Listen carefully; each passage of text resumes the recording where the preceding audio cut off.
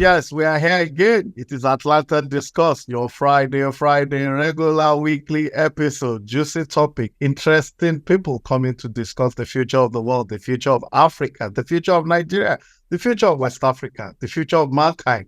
Once again, we say thank you to all the 7 continents of the world. Asia, thank you. Africa, thank you. Europe, thank you. Australia, continent of Australia, thank you. North America, South America, we are very, very grateful. The followership, the support has been very overwhelming, and we'll have to say thank you. We look forward to more subscribers and more followers, and we'll say thank you once again. But, it's always very hard for us to veer off my motherland, Nigeria. There's always something happening. There's always something to talk about. I've given my reasons in the past. Nigeria is the largest concentration of Black people on the planet. Everybody, including Nelson Mandela, has said if Nigeria performs well, the whole rest of the Black world will perform well. Today, we do know that 1 out of every 4 sub-Saharan African is a Nigerian. 1 out of every 6 Black person in the continent, in the 1 out of every 6 Black person in the whole world is a Nigerian. So that summarizes it. Nigeria is the largest concentration of Black people on the planet. But I've listened to people in Botswana, people in Eritrea say, yes, 1 out of every 4, 1 out of every 6 does not pertain to anything. No, apart from the population, what is Nigeria giving the world? Technologically, nothing. It's just a sentence, that there's 1 out of every 4 sub-Saharan Africa guaranteed that Nigeria is the largest economy in Africa. No. So we have a lot of work to do. I mean, I've said it and I'll continue to say it. Nigeria's problem is failure of leadership. Most of Black Africa's problem is failure of leadership. Just today, I was reading that from President of Cameroon, Paul Biya, who has been there for 42 years, who is about 91 years old, has signified his intention to run for another election. This man lives permanently in Switzerland. He only comes home for Independence Day and some ceremonial function. That is the story of Africa. And that's not too different from Nigeria, because in the past, our elections were free, but not fair. Now they are not free, they're not fair. But nobody can ignore what has been happening in Kenya. That's why we're going to talk about. We've discussed a little bit of it in the past, but we're looking at the Kenyan Uprising, any lesson learned from the Kenyan Uprising, and the future of the Obidient movement, because everybody knows the Obidient movement is the main opposition in Nigeria today. So we have to match them with what is happening in Kenya, because if anything close to Kenya will happen, it's the opposition that will lead it. The Obidient today are the opposition. So I brought to you today another erudite scholar, fantastic gentleman, a lawyer, an investment lawyer, an immigration lawyer, a man of so many parts. He's an Obidient. He doesn't hide it. He loves the Labour Party. And even though he's of the Southwest talk, he says that Peter Obi or nothing. And like I've always said, his reasons also are not far-fetched. These men are true to power. They really don't care. They just say the way it is. That's why today we have Samuel Adjei with us. Mr. Adjei, welcome once again to Atlanta Discuss. Thank you. And my greetings to all your, audience all over the world. Like you said, is it 6 or 7 continents? I don't know anymore. 7, actually. We didn't mention Antarctica because you don't have the well, we have people that you never know. Nigerians are everywhere. So. Thank you for eating our call. Thank you for always being there. We know you're a patriot. Yeah, true to power always. So in our tradition, we don't waste time. We always go for the jugular. So now you are following what's happening in Kenya. I've seen you tweet about it, talk about it, and all that. And that's why I want to look if there are any lessons to be learned from the Kenyan Uprising. Just today, William Ruto has dissolved his cabinet. What you also know is that ministers and government officials in Kenya, they are not going around in sirens and those big government cars again. Everybody's really behaving themselves, Now, there's respect in the land. So, but before we go into the nitty-gritty, let me ask you this. What do you think made the Kenyan president, and their legislature so confident and just brazenly brought forth that, the finance bill, that will make that we tax people for remittance, for wheat, for bread, at exorbitant cost. Why do you think they have that that level of confidence, considering that people are barely surviving? Well, I think the confidence comes from the fact that the most government in Africa, usually, yes, they will get to power sometimes, especially in places like Kenya. But most of them, they have worked closely with the Western, centers of power, what you call cosmopolitan, instead of the periphery. Their allegiance, well, I would say because their allegiance is usually to those people. And somebody said some time ago that when the Western press start praising you, then you are not serving the people anymore. I forgot the person, one of the famous Africans that said that. So if you notice, the press, the Western press especially, BBC, CNN, and the rest of them, they have been very kind to Ruto before this, introduction of the finance bill. They have been very kind to him, praising him as the new face of African leadership and all that good stuff. And if you recall, the reception that he got in Washington was unprecedented. The last time he visited there, he was given, one of those, honor guards and stuff like that. And the press, they were, interviewing him. They were giving him high praises. And they also, talk to the IMF and they, urge him on. So go ahead and do what you have to do. Your people, you are great. So the problem with that is that when you start reading those press, it creates a problem for you, especially the ones where the Western people are praising you to high heaven. It happens. Now, the question also we have to look at the fact that before now, remember now, he just got elected 2 years ago. Mm-hmm. So, and everything is done, he has been on like a sort of honeymoon with the people of Kenya. So they have given him, pass that, he would get there because he made a lot of promises before he came in. Mm-hmm. Very, very great promises, telling them what he would do, how he will be different from the previous administration and all that good stuff. This is a person who has been in power for a long time, but he tried to dissociate himself from the government that he served in the past and make himself look as if he's a new bride for the Kenyan, electorate.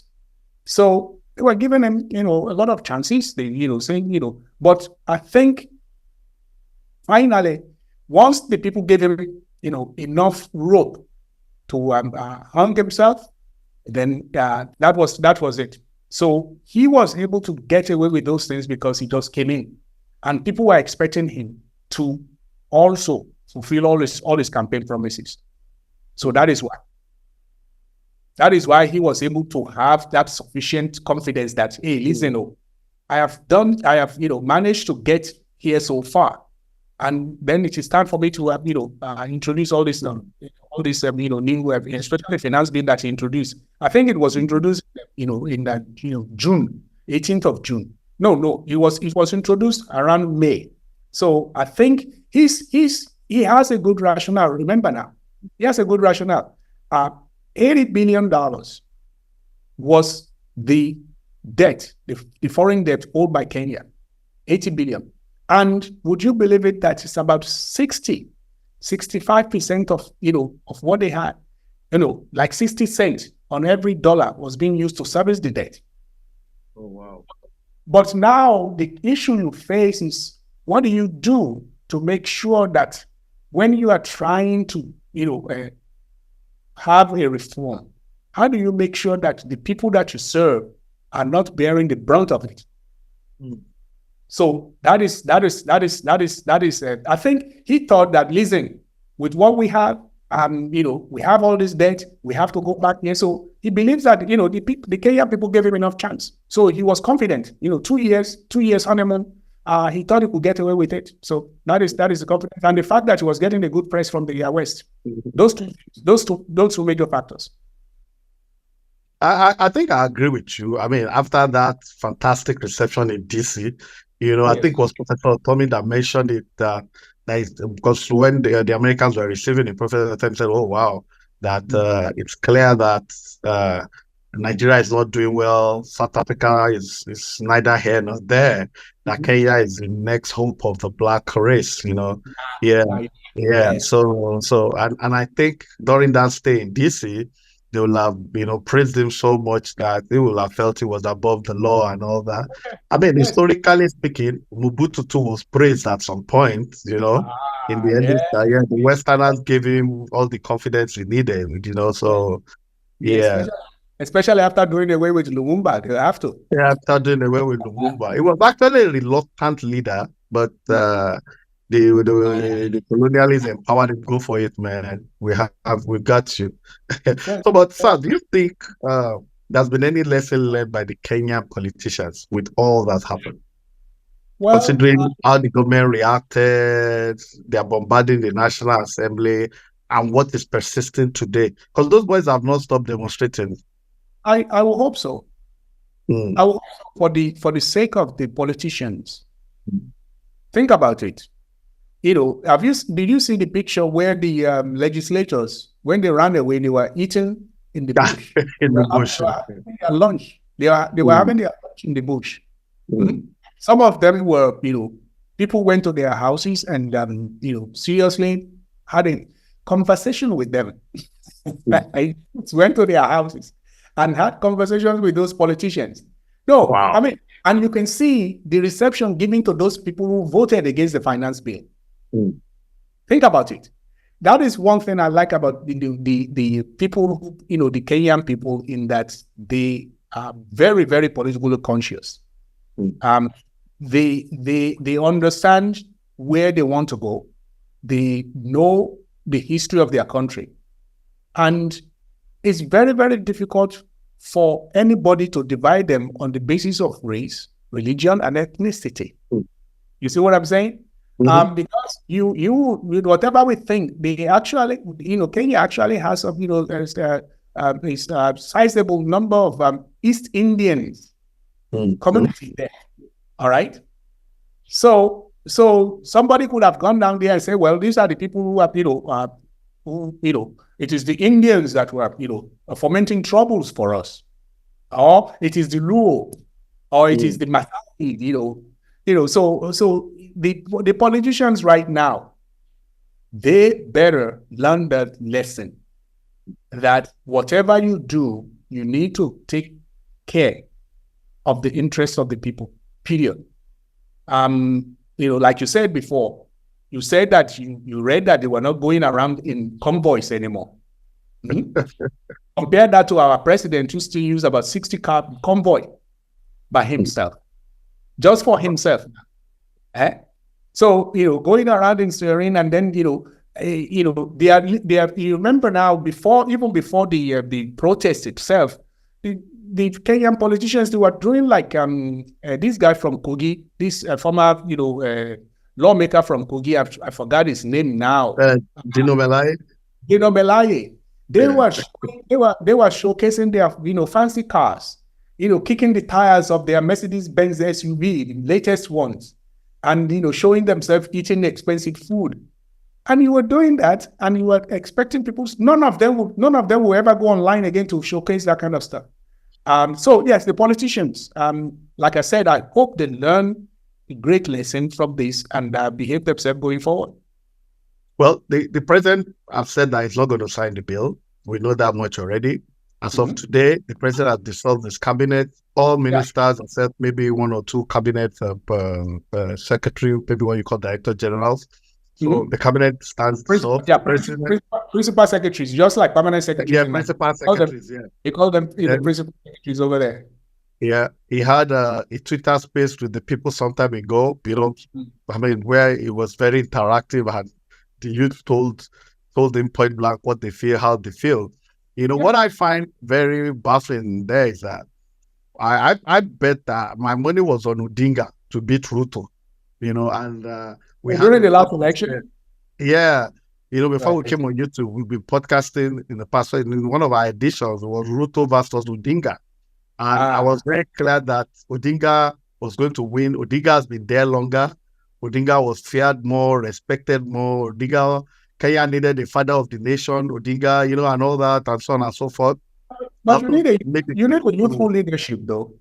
If you are comparing Odinga, you see the problem with Africa and some parts of the world is that age is supposed to confer wisdom on you. One thing that I would say about Ruto, whatever his shortcomings have been, is that it is his youthful adaptability and understanding his trend. His use of Twitter space, do you think Odinga would have been able to do that? I think so. I honestly don't think Odinga is far from the people. He might not be technologically savvy, but he's a grassroots person. The application is different. But guess what? The youths that went, organized the protest, died in the protest. You cannot go to them in their villages and rural areas anymore, or in the slum areas anymore. The best place you can reach them is online. You see what I'm saying? The use of Kenya. And faster. And it is faster too. Not only is it fast, it's it is instant communication. And the fact that you can actually reach them, personally, like a phone, actually talks to them more than having tens of them together in one place and meeting them in a bar. Like Odinga would have preferably done, but it is not about Odinga and Ruto. Exactly. No, I'm not even saying Odinga was my preferred candidate. I said I thought he was going to win for so many reasons. And one of them was even that Uhuru Kenyatta was supporting Odinga against Ruto at that time. But having said all that, do you think whatever happened in Kenya, do you think there's a likelihood of a spread? I've read that youths in Ethiopia have given their government ultimatum. I read something about Ghana. I know Shore and some people are saying, is it August 5 in Nigeria? I know in South Africa, some are grumbling about some things and so on and so forth. But do you think there's likelihood of a spread as the president been said? I think so. I think so. I think in this regard, Kenya has become the leader of Africa in this regard. I'm sorry to say. Yes, I'm a Nigerian and all that crap, but seriously, Nigeria has fell off the leadership, table. I will say probably since Obasanjo left. I'm not playing now, seriously. Where you have purposeful and vision, a leadership that has vision, that can articulate the vision, that is purposeful and has political will to carry what they want to do out. You see what I'm saying?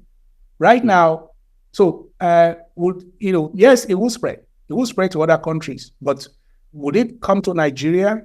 At this particular point, I'm not sure. I don't think Nigerians are ready yet. Despite what people may say about Nigerians, we have a lot of, how can I say this, support system in place. Where you have, people, supporting somebody. I read on Twitter today where, Sarah said that she's supporting about 5 families. And Mobo is, urging people that he adopted one family and is urging people to do more. You have people in the diaspora sending money to their families back in Nigeria. So the support system is still there and people are not feeling that impact as much as when they will say, okay, when do we get to the point where we will say, listen, whether I am a Christian, Muslim, a traditionalist, Southeasterner, Northwesterner, or South person, that we definitely need to fix this country. So it will get to other countries before it gets to Nigeria. The Kenyan protest effect will be felt in other countries before it gets to Nigeria. That one I can assure you. And I'm glad that is what is happening. That it is time that Africa belong to Africans. Because what we currently have in Africa is neocolonialism. And caretaker government, their instructions always come from the World Bank, the IMF, Woodrow Wilson Institute, Chatham House, and all those places. That is where they Bretton Woods.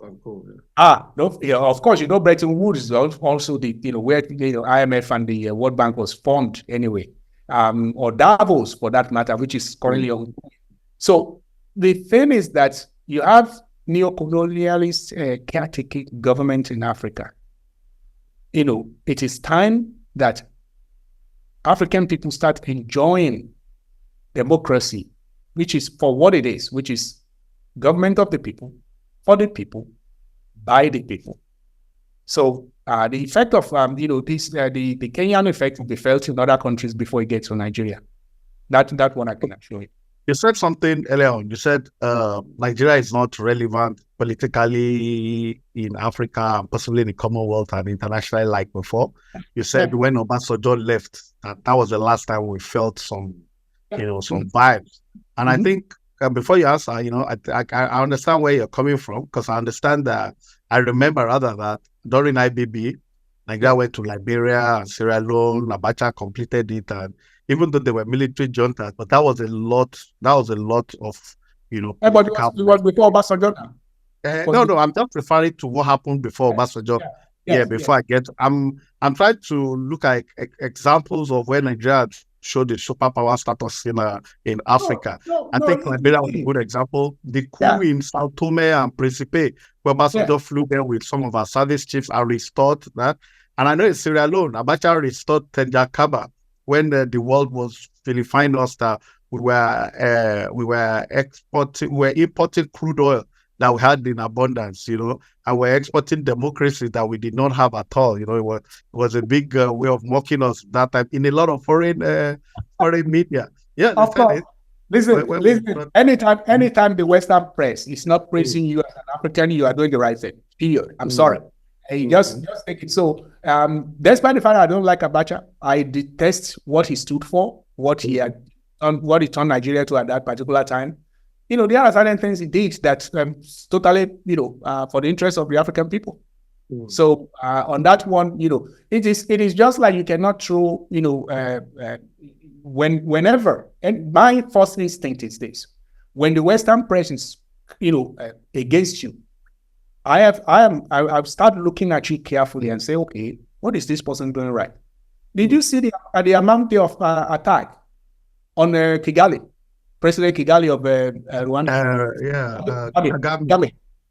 Yeah. You see the amount of vitriol against the man, until they started finding out that this man is anytime you attack him, he gives you back, and he gives you the history, he gives you the rationale, and he will turn it back on you whenever you try to. So now they will now look for ways to work with him. If you remember, that was when the British PM, the last one, was trying to send people to Rwanda. But for me, I wouldn't. If I were him, I wouldn't take those people, because you don't know which one of those people are actually, what they call it, sleeper cell spies. That you are taking, and they will just be, calling them as, telling you that they are refugees. Who knows? But in the interest of working, getting international, recognition and all that good stuff, he did it, and of course, Rwanda needed money, and that is free money. No, you heard that they are now asking him to return the money. 256 million. No. They said no. They're not returning it. You do that? Nobody does that. Let me go back to the last question. So what are the examples of, when you said Nigeria has lost a lot of political mileage, especially in Africa? Why did you really say that? That's why I went to the Ekomog example, the Tejakaba example, the Satome example. But I know you will have numerous examples. So why did you say that? Well, look at what happened. We don't have to go that far back. Look at what happened with Niger issue. Think about it. The Niger example is enough to tell you that Nigeria lost it totally. When Tinubu decided that he was going to, impose some sanctions, cut off power to the Nigerian people, do you know what they did? They found alternative source of power. They actually end up, listen to this now, they actually end up freezing Nigeria from its airspace. There was a time when Tinubu plane was flying by, and they actually had to send jets to make sure that his presidential jet doesn't go over Nigeria's space. And he had to be escorted back to Nigeria. He had to find a way to come back to Nigeria. I remember. Do you think you can do that to Obasanjo? They would do that. I don't think so. So, but the point is that Nigeria, look at what happened to ECOWAS with Tinubu in charge. 3 countries already pulled out. 3. But they have renewed Tinubu's tenure as ECOWAS president. They renewed it.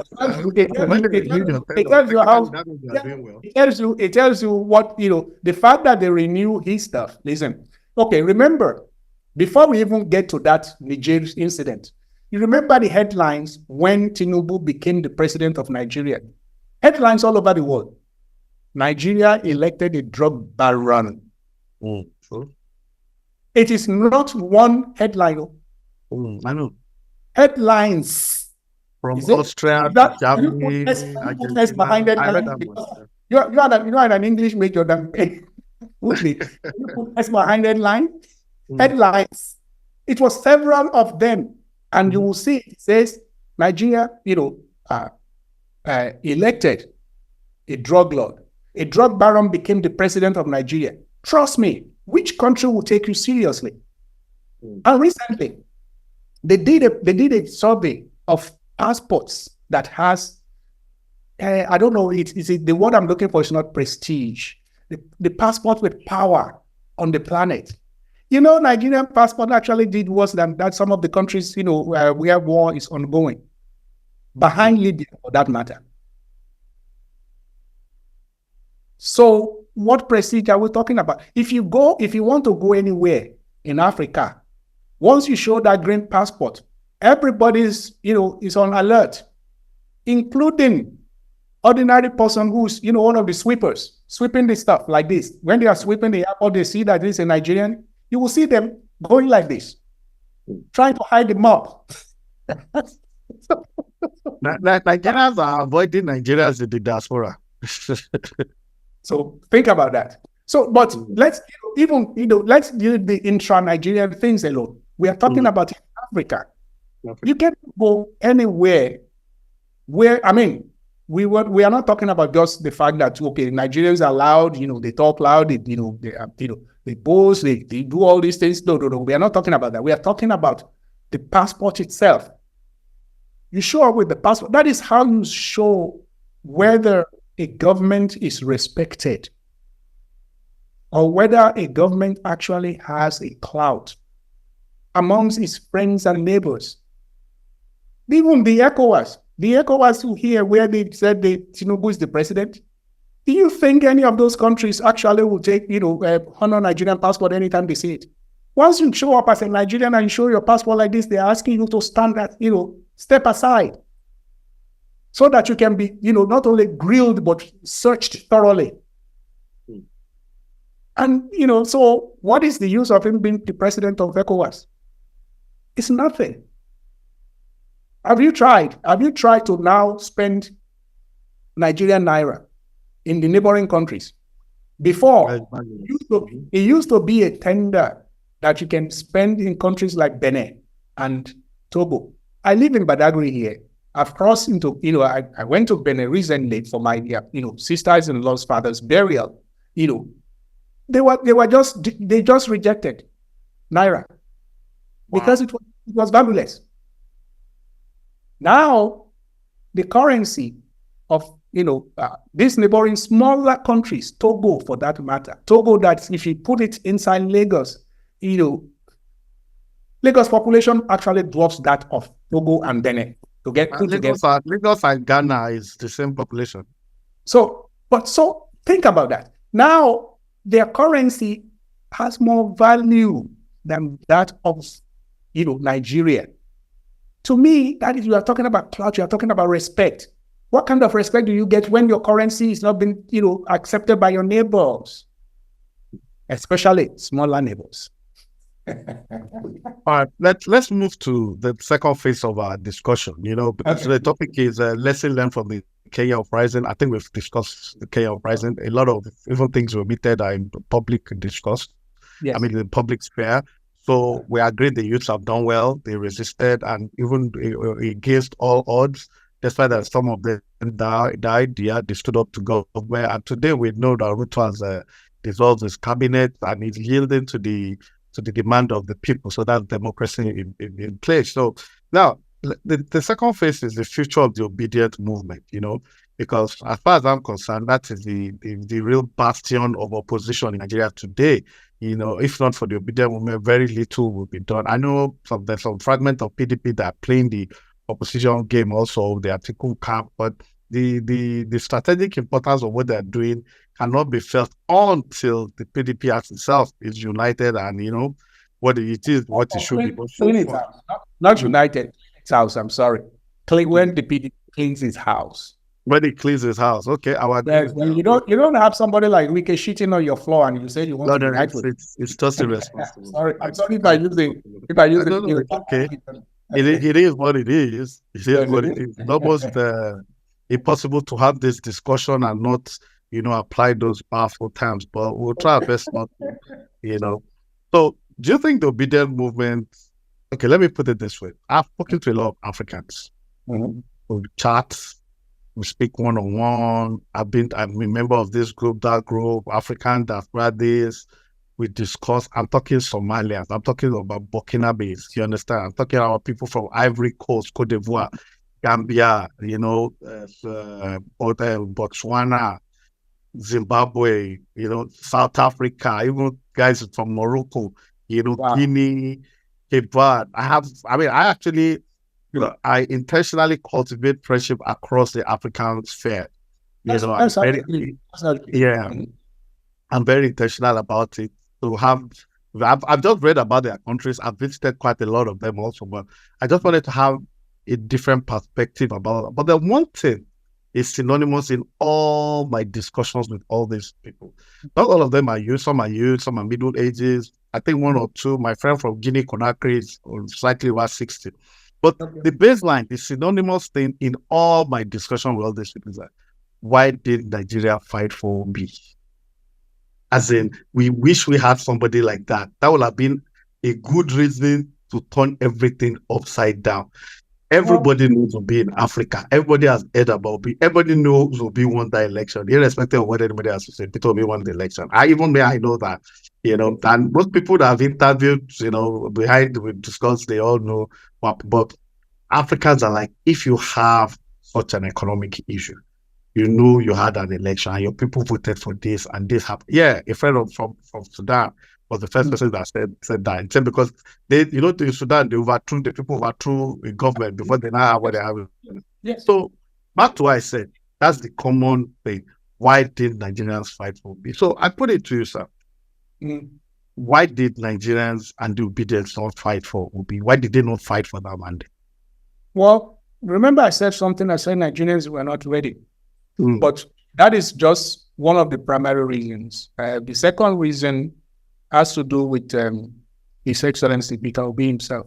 He was very, very deliberate about, because I think just like Chief Awolowo, I will get to that in a bit. And he said that he wants, let's do the, legal thing. Let's do the right thing. Remember now, the people who captured power in Nigeria, who captured the military, the judiciary and everything, we started hearing some news that they were looking for an excuse for, a protest to start. So they can use that excuse to arrest and incarcerate Peter Obi. Of course, Nigeria would have been on fire. But the issue was that I don't think Peter Obi himself wanted to come to power through violent means. That is my, reading of it. And the fact that he was telling people that let's go through the legal channel. Let's see how it goes. And was it the right decision? I was looking at it back in hindsight, you can say maybe not. That we should have, that His Excellency Obi should have allowed Nigerians to come out, support him, at least, let them know, let the government, let the people who stole, the mandate know that Nigerian people are watching them. Now, I may be wrong. Another thing that you have to understand was that election, this 2023 election was very, very, very, how can I say this? I'll give you an example. Remember, there was a petrol scarcity around the time of the election where people cannot move around. Yeah, true. Remember that. Remember, there was scarcity of cash. All right? Mm-hmm. Now, if you are going to demonstrate, and you cannot move to where you were supposed to demonstrate, or you don't have sufficient cash to eat to get you to where you are going to demonstrate, would that be helpful to you when you are trying to demonstrate? I don't think so.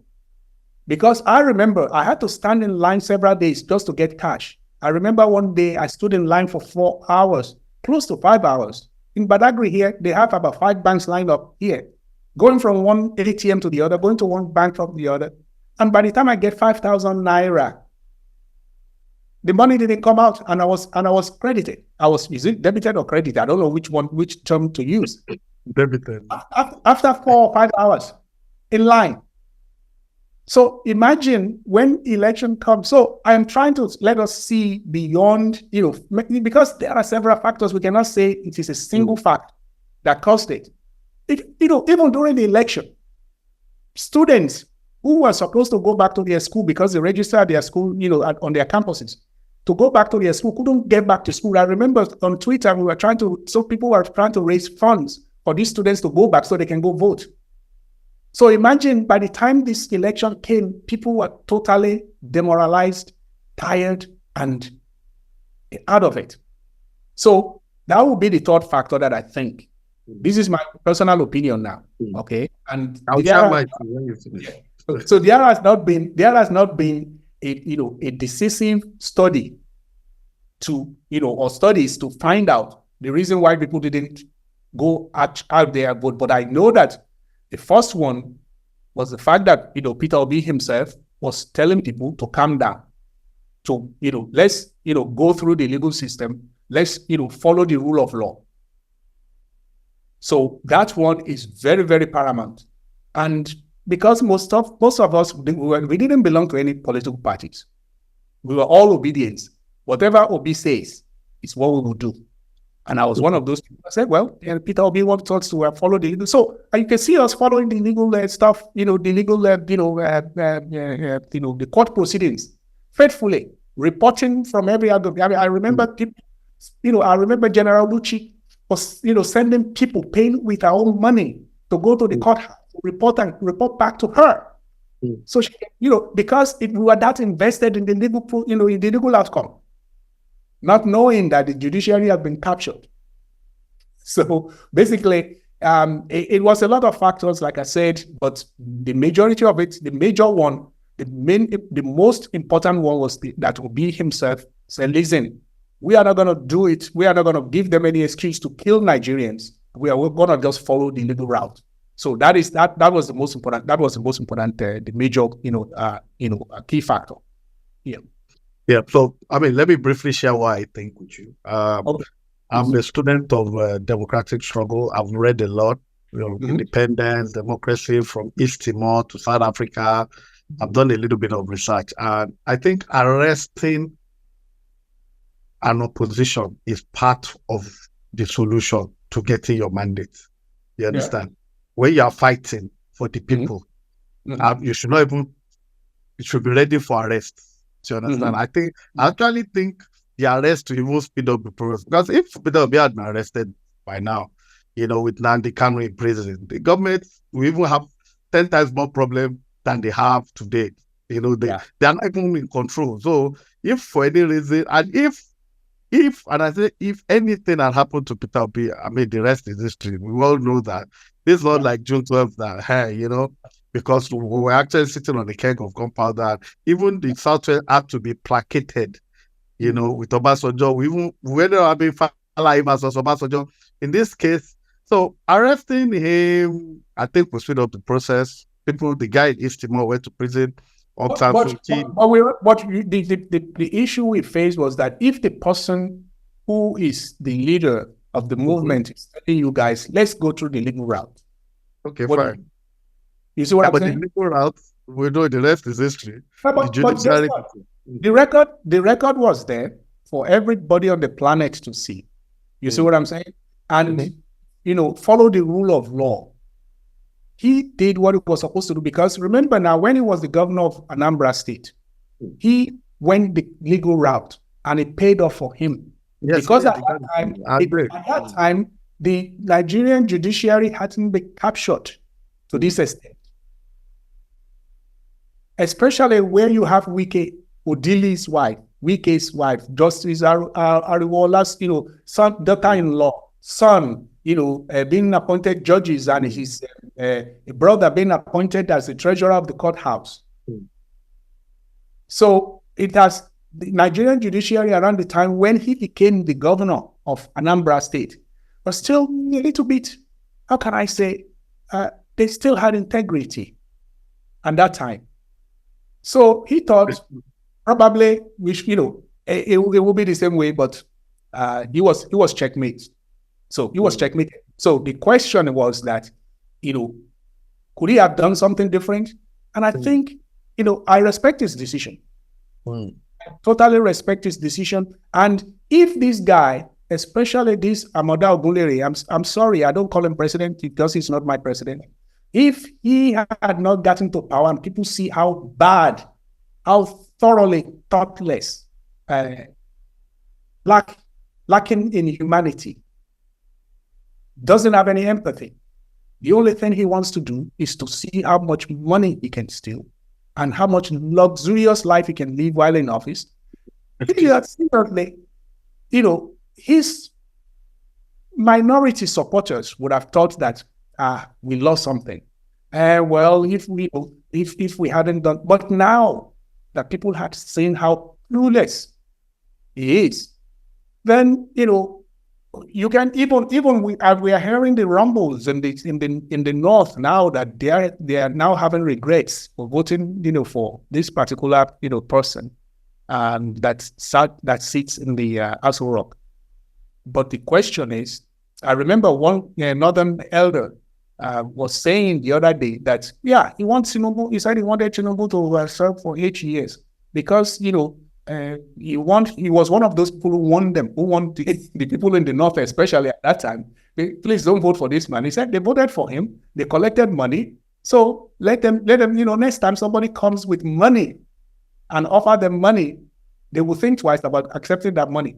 You know, as you know, when I was campaigning for the Labour Party, you know, try to get the Labour Party to win, because, you know, I had to do that because it was Obi's stuff. Obi was our principal, you know, he's our principal. I ran into somebody here in my local neighborhood telling me, he said, you guys are not giving money. I said, yes. I said, Labour Party doesn't give shishi. Oh, he said, well, if that is the case, APC already promised them 10,000 naira. I said, individually, he said, yes. So I walked away, and people, you know, the people in the campaign team came back, and because I was so angry.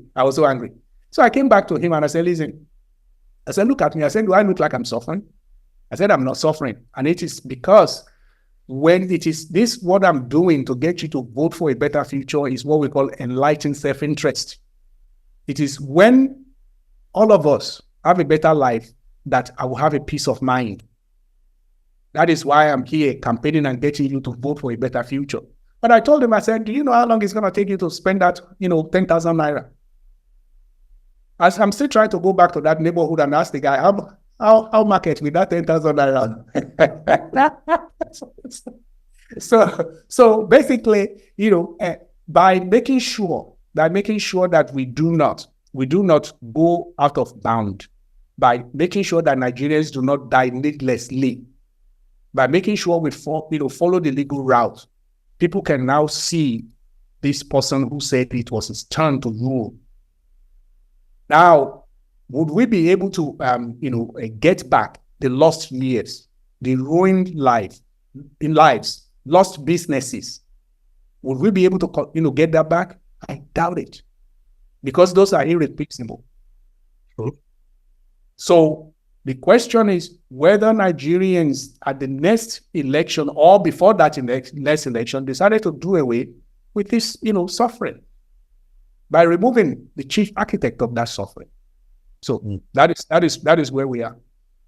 What's the relationship between the Obidient movement and the Labour Party today? What's the situation? We've read so many stuff, the Labour Party tried to create a department, directorate for Labour, for the Obidient movement and all that. What is the situation? That was funny. Yeah, I think right now, His Excellency Peter Obi, who's our principal, already squelched that. Already, I have a statement here. He said that, this is the statement, and I'll read it to you now. He said, I like to categorically state that the Obidient movement is not a directorate of any political party. Any political party. Any individual or individuals claiming to be leaders of this non-existent directorate are simply not members of the broader Obidient movement. There may be a youth mobilization directorate in political parties. So I'm continuing with the statement now. But the Obidient movement, this is the most important part, because the second portion of our statement has to do with said the Obidient movement is far beyond a particular political party. Far beyond a political party. The Obidient movement is a diverse, inclusive, collective. It's a diverse and inclusive collective that transcends traditional political, religious, and ethnic affiliation. Continuing now, it is not domiciled within any particular party or headquartered in any particular part of the country. This is the most salient part now. Its membership spans across Africa and the globe. Comprising of individuals from various backgrounds, including rural communities, public, private, and corporate entities, united by a shared vision for a new and better Nigeria, and guided by the principles of adaptive transformative change. The most important part is adaptive and transformative. You see what I'm saying? That is progress, discipline, and democratic values. So the point is that, our principal, His Excellency Peter Obi, is very, very deliberate and purposeful with the choice of words. If you have a directorate, the person forming the directorate, you have to look at their background and what they have, what is their antecedents. You see what I'm saying? You don't want to let anyone set up a directorate where that directorate can be easily hijacked. And besides, the Obidient movement is not, Peter, His Excellency said, it's not within any it's not limited to any political party. You have people who are in PDP who can say that, tell you, bold face, and tell you that they are obedient, or they have, associate with obedient, principles. The same thing with some of them. You have the quiet one in, APC, especially some of them working in the government. They cannot come out, straight and tell you that they support, Obi and the Obidient movement. But in private, they will tell you that they are supporting, Peter Obi. All right? So that was what he meant by that. And, what about the people in diaspora? Many of them who are, obedience. So, trying to put them, put them in a box is a way of destroying the movement. So, definitely, there is no. So, based on His Excellency Peter Obi's statement, you can see that there is no affiliation between. I wouldn't say affiliation. Of course, there will be affiliation because we vote for the candidates of that party, of course.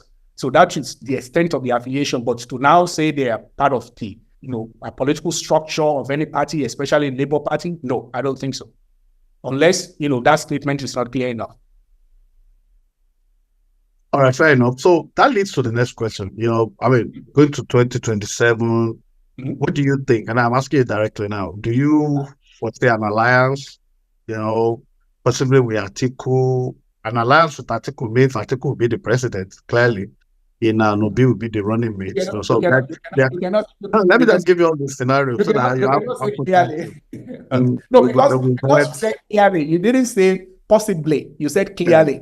So because that's when you say clearly, it's if Atiku is not running, Obi will clearly also. But if Atiku runs, Atiku will not be running mate. He's been running mate with VP twice. So I mean, that's where I'm going. It's a constitutional thing now. If Atiku run for president, hold up. Point of information. What do you mean? So, is it because Atiku is older? No, it's not age. Atiku has been vice president twice already. So and it is constitutional that when he runs, he has to be the presidential candidate. I'm just asking. No, if Atiku and Obi on a ticket, what I'm trying to say is that Atiku will not be the vice presidential candidate because he has been vice president twice already. You understand? That is one.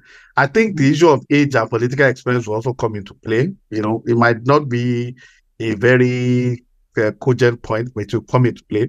Thirdly, they've run before, and Obi was a running mate. Obi does not deny the fact that he respects Atiku, is big brother, blah blah blah, yada yada yada. But my question is that looking at alliances, that's just one trench. Atiku will be. I mean, I know if Atiku is not running. And I do think that if PDP wants to work with Labour Party, or let's say the Obidient movement, for example, we put Obia and his contingent, I think it's better Atiku doesn't run. I think Obi should be the candidate. They can come up with a Sule Lamido, for example. It's not the Talakawa stock. I think that's a relationship made in heaven. And I foresee that's what's going to happen. I'm sure in future I'll call you back to remind you where we're discussing on this. I think you understand. But like they said, Express, Atiku is not frail, is healthier physically than the last two presidents we have. So, when I said last, I'm talking incumbent and the one before him. So, but that's not the issue. So do you foresee any alliance in the future? Because we've also heard El Rufai and Peter Obi, so many things, and what happens to Mr. Dati? Loyal, ebullient, fantastic Mr. Dati. So what's the future? Is the Labour Party open to alliances? Not just at the federal level, at the state level. Will the Labour Party want to work with PDP in future? I mean, Badibo Vivo Roads is moving around, It's going everywhere, So I'm sure we need the obedience in future for its aspiration. That's if it doesn't even run under Labour Party going forward. I can tell you for sure. I am not a spokesperson for Labour Party. That's number one. Although I belong to the I am the apex leader for Labour Party in Badagry local government area. That doesn't make me a spokesperson for Labour Party. So I say it's my personal view. So absolutely. Personally,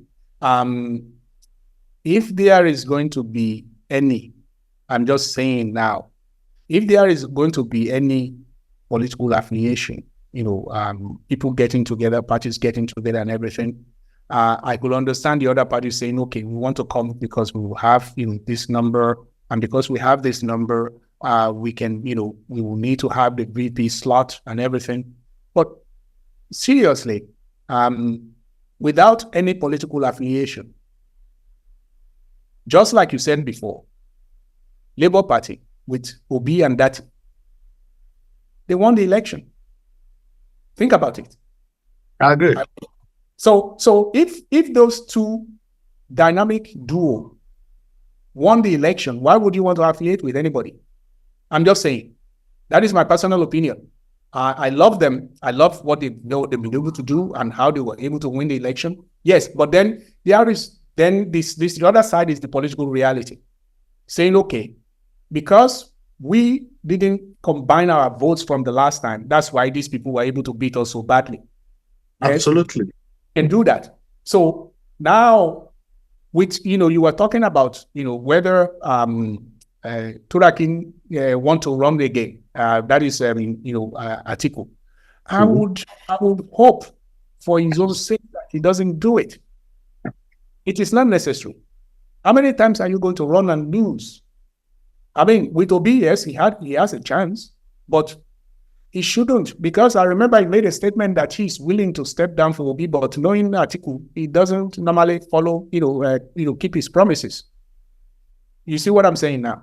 So right now, if he's coming and he's bringing PDP, especially the splintered, he's not coming from a position of power. PDP, that is. Look at what Wike had been able to do to PDP. It's totally splintered, party. It has been decimated by Wike. That's why he's been, rewarded in Abuja at the FCT level. So, but the point is that Atiku doesn't have that, that clout that he used to have before Wike decimated that party. So he's him coming and then saying that he wants to be president. For me, it doesn't have the. You have to have something behind you when you are coming and saying you want to be the president again. Remember, it was his insistence on being the president here, and zoning this stuff to the north that drove Obi away from PDP. Remember now. So coming again to this, to the Labour Party, or to, merge with the Obidient movement and say that he wants to, be the president again, to me, I think that is an overreach. And he doesn't have the sufficient, political backing. As a political science major, I'm just telling you now, when you are coming to, a collaboration, when you are coming to a partnership, you need to have something that backs you up. He doesn't have it. Wike had seen to that. Period. So him coming in and saying he wants to be the president, it's not going to work. He doesn't have sufficient power, behind him, or prestige behind him to want to do that. So that is that. But I don't mind, joining together with smaller political parties, the splintered part of the, PDP. But they shouldn't come and tell us that Atiku wants to be that. Actually, we in the Obidient movement wouldn't stand for it. I'm sorry. It's not going to happen.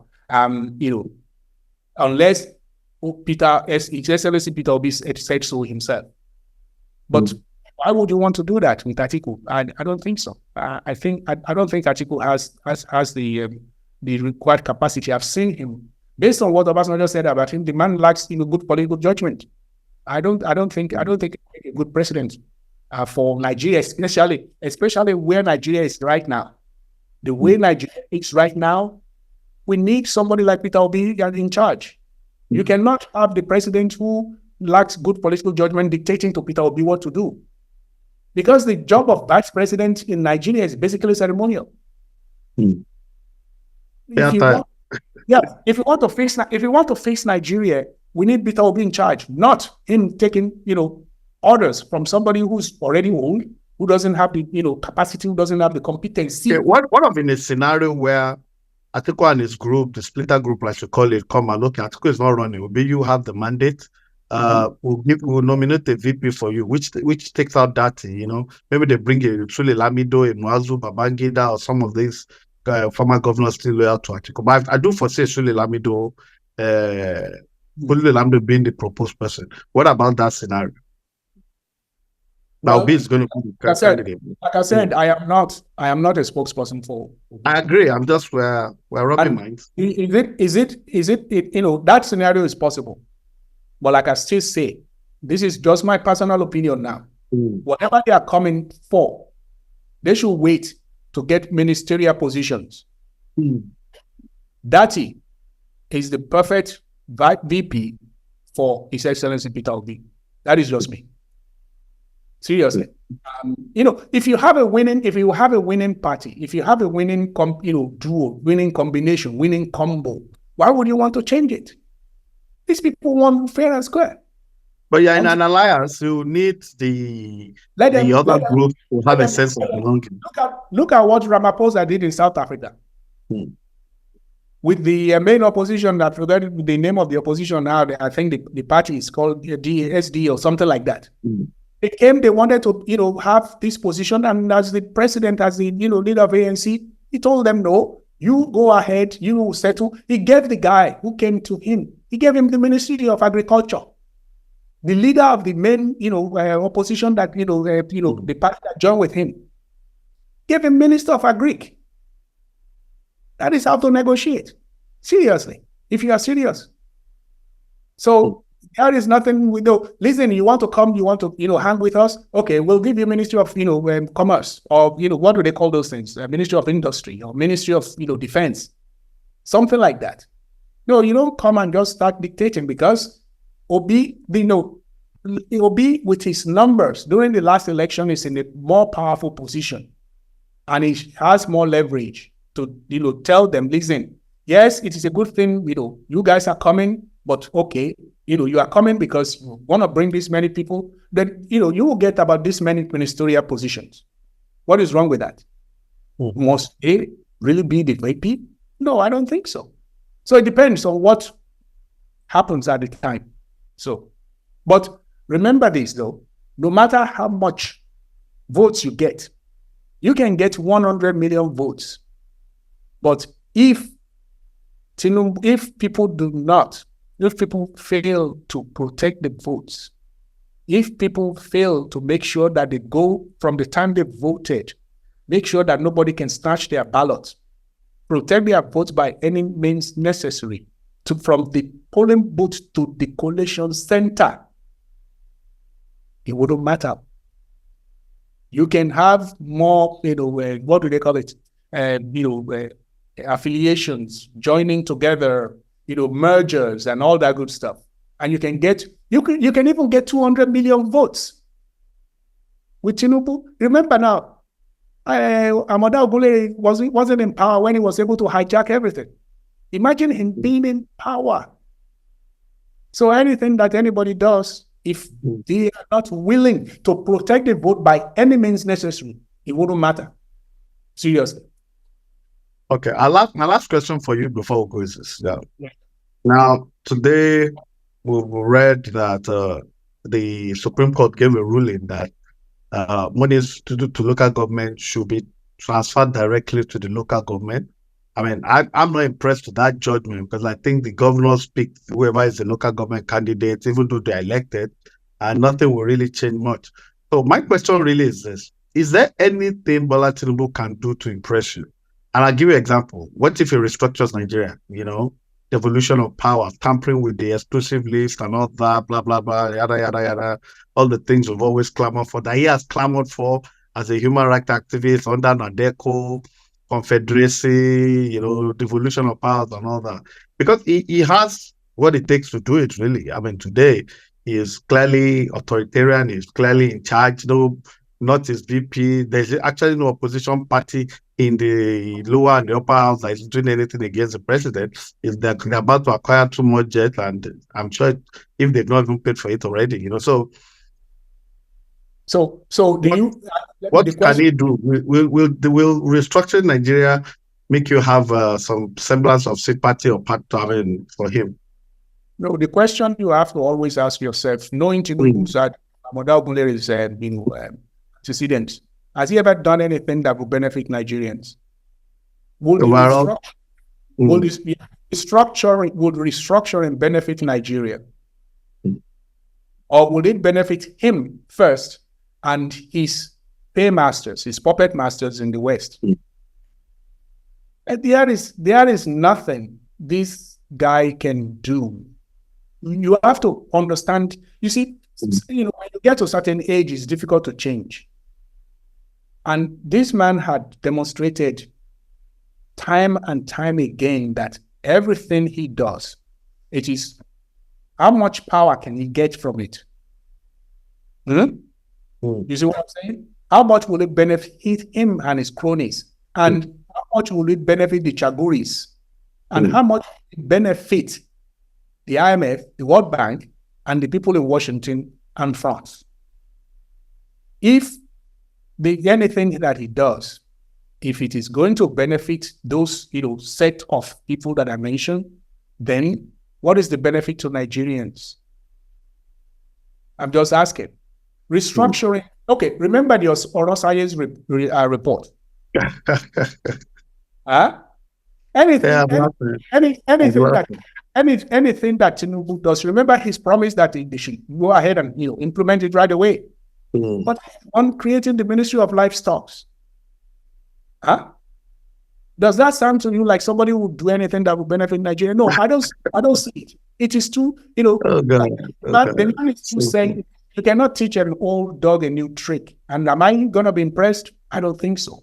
While he was in Lagos, he did nothing except to, start taxing, Lagosians and stealing the funds. And when he became, the ex-governors, all he was doing was collecting huge amount of pensions, that had no justification. So, wow. You expect that person to now change and now do it. If it is not going to benefit him, his cronies, like I said, it's not going to benefit, Shaguris, it's going to benefit France, it's not going to benefit Washington, IMF, or the World Bank. It's not going to happen. And if it does it, it is usually by audio. You will see the announcement, but the implementation will be shoddy. It will be rife with corruption and everything you can think of, because that is his antecedents. Have you seen anything that he does that all these policies that he's been announcing all these times? It is either done ineffectively, shoddily, or, rife with corruption. You just heard one of his ministers today using 1.5 million naira to fuel each car in the ministry. Wow. And yeah, so is there anything that he can do to impress me? I don't think so. I'm sorry. That is just me. But I would like to be proven wrong, though, for the benefit of Nigeria. Amen. we all would love to be. Thank you, Mr. Samuel Adjei. Thank you for your time. It's a wrap. Time is fast spent. Mr. Adjei is always here to break it down. He's a lawyer, like I told you. He's an immigration lawyer. He's an investment lawyer. He understands IT. He's true to power, and he's broken it down. The president has a credibility problem. Summary, he has said so many things in the past that I didn't do. Maybe for him, maybe it was being impulsive. We can start from the subsidy regime to visa to Dubai to Russell Ayer's report. Too many fiascos in the diplomatic world. ECOWAS. And all that. Nigeria is no more the parameter and yardstick for measuring leadership in Africa. That's probably why Ruto got all the attention. We've discussed that much. And we at Atlanta discussed, we agree with what Mr. Adewuse has said. And he has said it that the Labour Party, he thinks, even though he was speaking in personal capacity, can align with anybody, but LB will never be running mate to Atiku or anybody else, because he has the momentum, has the followership. And he won the last election, and there are facts, empirical facts, we must say that. Till tomorrow, nobody has seen the breakdown of the last election, which I think is really embarrassing, not just for the president, but for all of us as Nigerians. So thank you very much, and Tactical will start with you now, even though there are no human beings per se there, Australia, we love you very much. Asia, God bless you. Africa, motherland, you have work to do. We are very blessed. Europe, India is coming though, North America, South America, God bless you all. It's a wrap. See you next week Friday. Bye.